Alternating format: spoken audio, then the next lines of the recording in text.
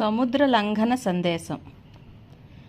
రామాయణంలో అద్భుతమైన ఆశ్చర్యకరమైన ఘట్టాల్లో ఒకటి ఆంజనేయుడి సముద్ర లంఘనం.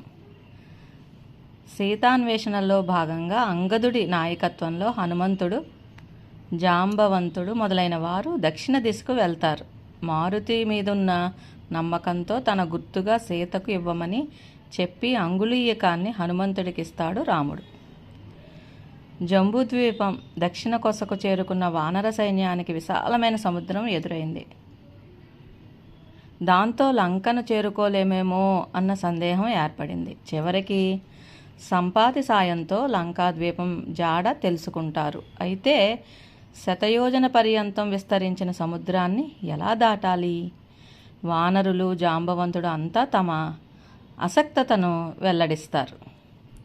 అంగదుడు నాయకుడు కాబట్టి అతను వెళ్ళకూడదు.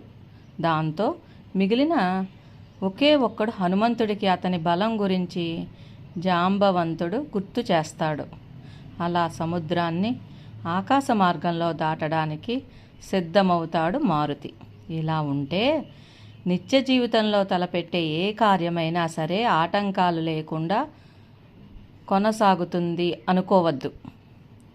కష్టాలను దాటుకొని సాధించిన దానినే గెలుపుగా పరిగణిస్తారు. ఆంజనేయుడికి కూడా సముద్ర లంఘనంలో 5 ఆటంకాలు ఎదురయ్యాయి. మొదటిది విశాలమైన సముద్రాన్ని దాటడం. జాంబవంతుడి ప్రోత్సాహం మేరకు మహేంద్రగిరి మీది నుంచి ఆకాశంలోకి ఎగిరేటప్పుడు మొదటి ఆటంకాన్ని దాదాపుగా అధిగమించినట్లయింది.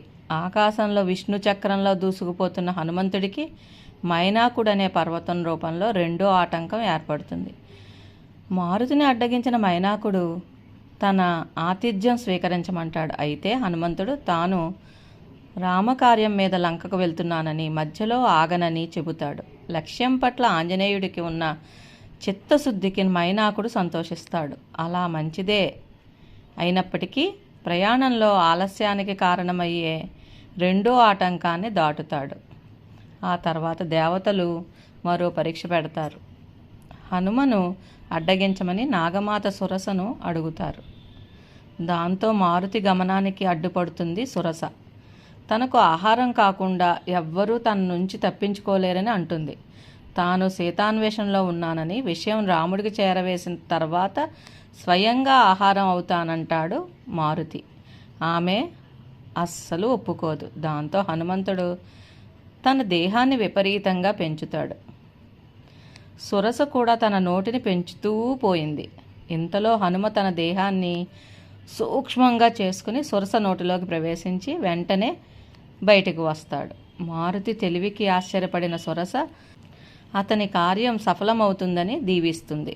అలా తెలివితో 3వ ఆటంకాన్ని అధిగమిస్తాడు ఆంజనేయుడు. ఇంతలో సింహిక రూపంలో 4వ ఆటంకం ఎదురవుతుంది. ఆమె ఛాయాగ్రహి. ఆకాశంలో ఎగురుతున్న జీవుల నీడను పసిగట్టి వాటిని తన నోట్లోకి లాక్కుంటుంది. హనుమంతుణ్ణి అలానే చేయబోతుంది.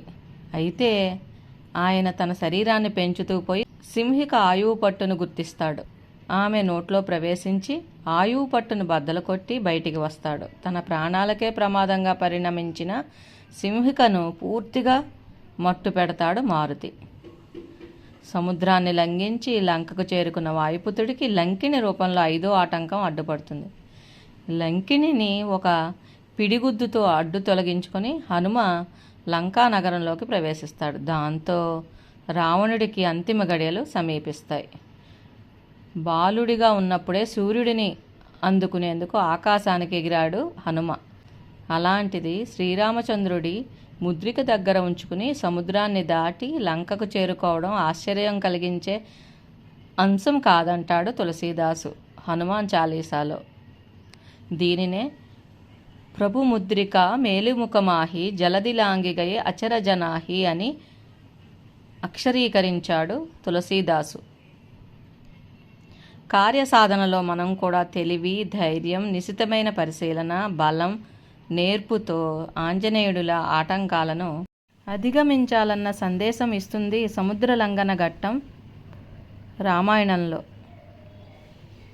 జై శ్రీరామ్, జై హనుమాన్.